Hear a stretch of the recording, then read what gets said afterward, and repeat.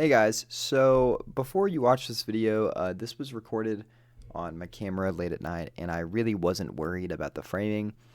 So just ignore the framing. It's generally okay.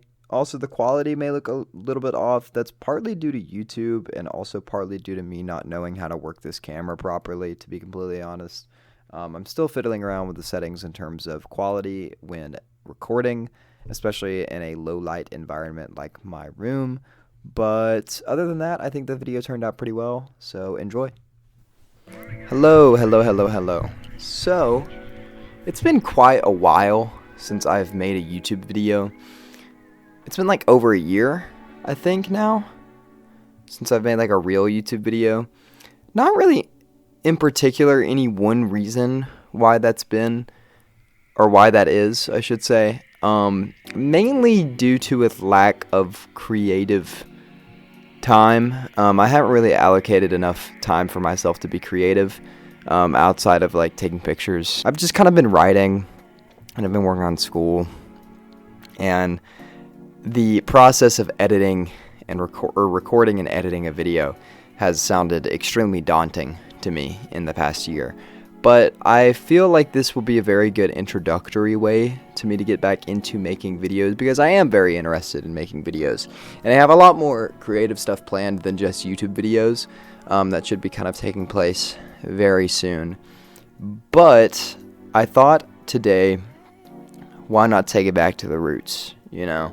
Why not talk about just some of my favorite pieces of media, specifically movies today? But instead of just like talking about my favorite things, I thought it would be interesting to kind of just go through the last 4 watched on my Letterboxd, instead like last 4 first watches on my Letterboxd. Mainly because it allows me to talk about art that I'm not necessarily insanely attached to. Like, I'm not looking for my favorite movie ever and then talking about it. So not only is it broadening my way of speaking about things, but I also feel like it's just interesting, I guess. So without further ado, let's get straight into it.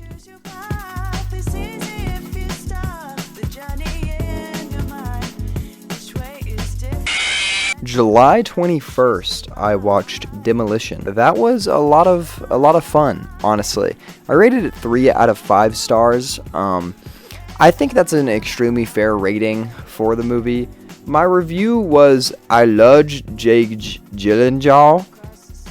I couldn't really think of anything to say about the movie at the time, and I still can't really think of anything to say about the movie at this time, other than it's a pretty fun time. I think it's an interesting enough look into a unique way to handle grief and love. Unique enough to be interesting. You know, there's a couple of things I just didn't like about it. One thing me and my friend both agreed on is the relationship between the woman on the phone is not only extremely strange, but kind of poorly written and poorly framed. Overall, like, performances were good. Camera work is boring, other than a couple of other standout scenes. Directing is generally fine. Like, I think the film is paced well. It has some great, that's the thing, is like, it has some great scenes, and I feel like I'm just kind of talking bad about it. I enjoyed my time a lot. I laughed like a good bit throughout it, and I overall had a good time with it. I would rewatch it with some friends. You know, if we were in a Jake Gyllenhaal mood, I think I would rewatch it with friends. But to completely switch it up, the next thing I watched was 2 days later for the same friend that I watched Demolition with for their birthday. I watched Freddy Got Fingered, which is something I've been anticipating watching for a really long time, simply because of the notoriety of that film is insane. I actually didn't know until watching it that it was so extremely poorly received. I just heard from a friend that they really did not enjoy the movie. So that it kind of piqued my interest a little more, especially when like you go and look on the Letterboxd page, and it is just like strange, like just really strange.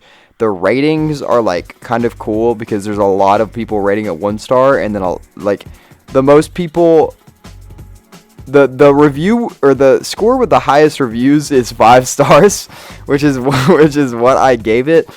Because to me, this film is all-encompassing in the way that you're never bored. There is never a moment where your brain isn't being completely boggled by what is on screen, which I think is a beautiful thing. In the backwards man, backward man, the backward man, the backward man, the backward man, backwards man, the backward man. I can walk backwards fast as you can. I can walk backwards fast as you can. Being able to receive a pretty large amount of money for a movie and then sort of throwing that away by just making just the most insane and silliest and most immature romp of all time is something I highly respect. It's also one of those that we had a conversation after the movie where there's a certain scene with a horse, and like once you get to that scene, you're kind of like, oh, okay, this is not just a regular like comedy movie. This is something different. Is that a good different? To me, yes. I think it's incredible. And I think one of my favorite moments watching it was my friend turning around and him saying to me, I think I need to reconsider my top 4 after this movie. And this was a rewatch of his, which is just beautiful. It's really it's such a fun time. Just like, please watch it. It's annoying. It's immature. It's brash. It's any word you can describe Tom Green is like a word that would describe this movie. The next first watch was something I don't really care to talk about, but it was Deadpool and Wolverine. I rated it 2.5 out of 5. I still definitely stand by this rating, and I don't know. I have so much to say about it, but at the same time, I just simply couldn't care less. But I'll talk about it, because that's kind of the point of this video. If you know me, you know I'm a person that grew up watching Marvel movies, but kind of fell out of it. And it's not for the sentiment of, like, I do see a lot of, like, film bro type people being like, well, this movie doesn't talk about the social economic state of the world, so this movie is bad. Or, like, that's always the stereotype that people give people that are, like, extremely into cinema, is like, everything has to be perfect, everything has to be, like, the best thing ever. Which I literally, right before this, gave Freddy Got Fingered a 5 out of 5. So if you believe that about me, I don't really know what to tell you there. But essentially, I think I've reached the point where my excitement for Marvel movies is at an all-time low, being 0. Like, literally 0. I am not interested in anything that is being put out by Marvel or coming up from Marvel at all, especially with the Robert Downey Jr. stuff that just happened. I think that's an awful decision to make him Doctor Doom. Nothing against Robert Downey Jr. in theory as an actor. Just I don't think that's a character that suits that, and there's so many different other things that, like, that's a whole nother discussion. I'm not even gonna worry about that. But Deadpool and Wolverine, I was excited for this. This was a Marvel movie that I was genuinely excited for, mainly because I love Hugh Jackman, and I really love his version of Wolverine. I think he does a great Wolverine, and I loved Logan. Logan was great, but I think I've realized I'm just so annoyed of Deadpool. I don't care about Deadpool. I really don't. Let's fucking go. Let's fucking go. And I think that the joke every second kind of metric of this movie gets so exhausting in the first 10 minutes. I think the opening of the film is a little bit fun, but ultimately annoying. And it keeps going from there. It's just like, let me throw this meta reference in front of you every 2 seconds, and maybe you'll get a chuckle every now and then. And it did get a chuckle out of me every now and then. I will admit, I laughed like 5 or 6 times, I would say, throughout it, with some little little sniffles of breath every now and then as well. But honestly, like, when you're making a movie like that, I understand that that's kind of the aspects that you're going to go for, especially with a Deadpool movie. You're going to go for comedy. The issue with it is it's not funny. Like, the jokes aren't that good. The main part of it that really got me was the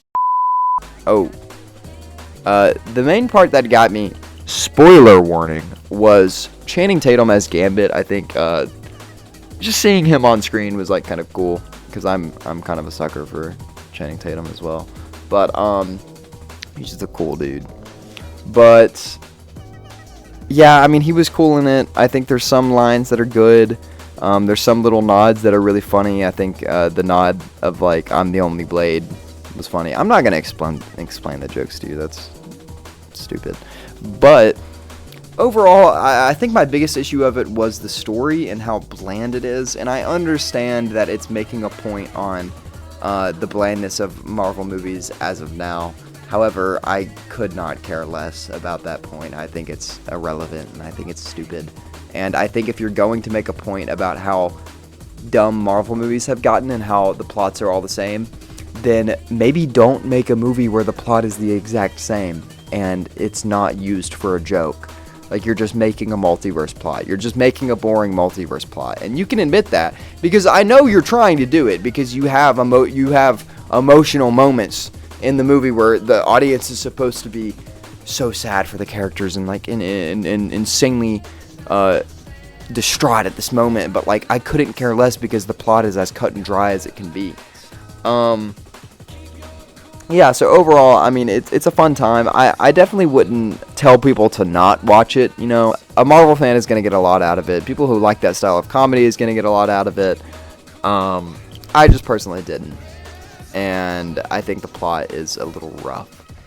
That was my main sentiment with it. I know I said I wouldn't talk about that much, and then probably talked about it the most. But the most recent thing that I watched for the first time was actually last night, and it was a documentary called My Best Fiend. It is directed by Werner Herzog, and it stars Werner Herzog, and also, I'm going to pronounce his name as correctly as I possibly can, Klaus Kinski, I believe is how you say his name. But it's a German documentary about a pretty famous German, I believe he's German, artist and actor mainly, who acted in things like Nosferatu, and he was very close with Werner in the business sense, and specifically acted in Aguari, The Wrath of God. I'm going to throw the name up. I don't know how to pronounce it. But it's apparently great, and Werner clearly has a lot of directorial power behind him. But I rated this 5 out of 5. I really enjoyed this. One of my friends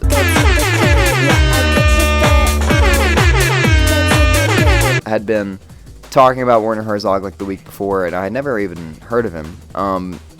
But we decided to watch this a couple of nights ago, and I had a great time. It's consistently interesting. It's consistently jaw-dropping in a simplistic way. It's not trying to wow you. It gives you all the pieces that you need from the very start. There's no twists. There's no turns. There's no major revolutions of this person's character. It's kind of up to you. You're given this footage of this person being the worst person possible, and you're given the descriptions of this person's art and how insanely unique his art was, and how strange his acting style was, and how he was offset, and just how horrible of a person he was to be around, and how violent and unhappy and just selfish of a man he truly was. But you're also given little glimpses into the dude putting his arm around Werner and walking with him and smiling and answering questions politely.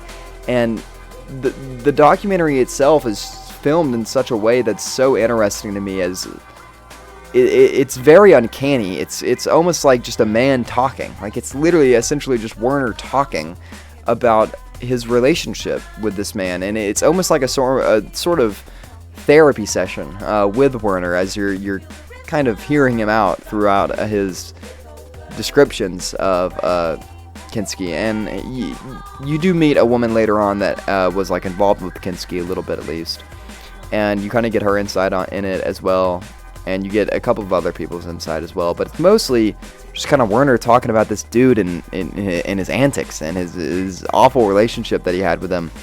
But you also get those shreds of humanity. You get those points where, which by the way, I'm going to go ahead and say, I do not endorse anything about Klaus Kinski. I was told by my friend who showed me this that he also did some messed up stuff. I'll put the thing up on screen. I don't think I can say it. He wasn't a great guy. Just know that. He was not a great guy. If you watch this documentary, you'll know exactly what I'm talking about. But I think an interesting aspect and the most interesting part about this character study of Klaus Kinski is throughout the film, you see Klaus want to be chosen by everything and everyone. And if he's not included in this, he's not happy, is plain and simple. He hated the journal Werner wrote because he couldn't read it. And he hated the journal Werner wrote because it never involved Klaus, apparently.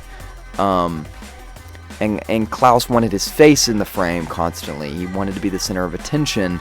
He had his own way of moving around the camera to be front and center of it.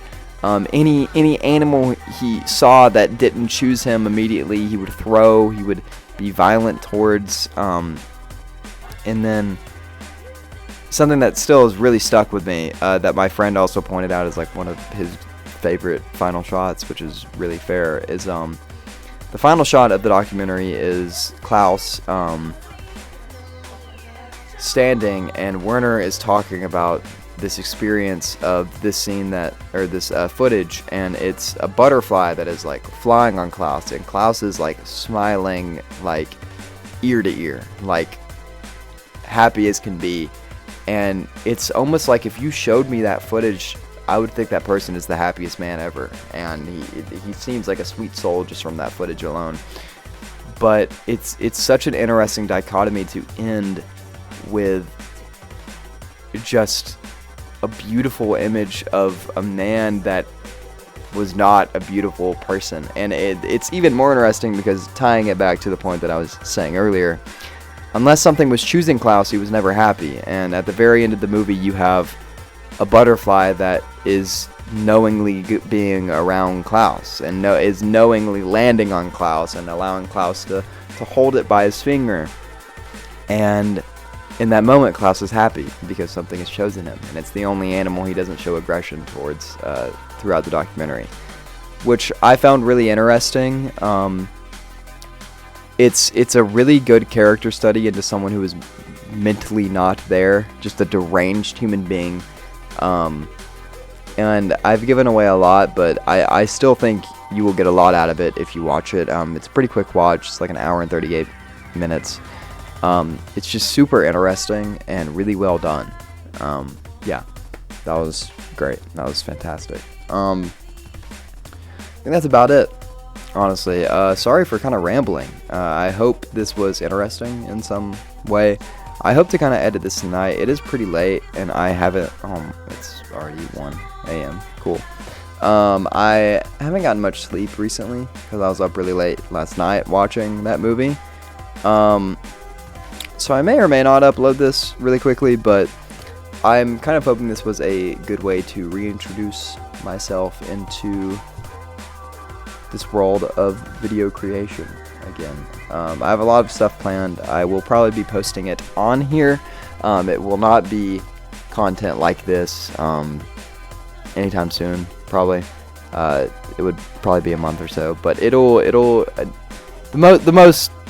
the soonest thing that I will be releasing is most likely a short film of some sort or a music video or something like that. And yeah, I have a lot planned, and I'm really excited for the fall season. Thank you for watching, and I will see you next time.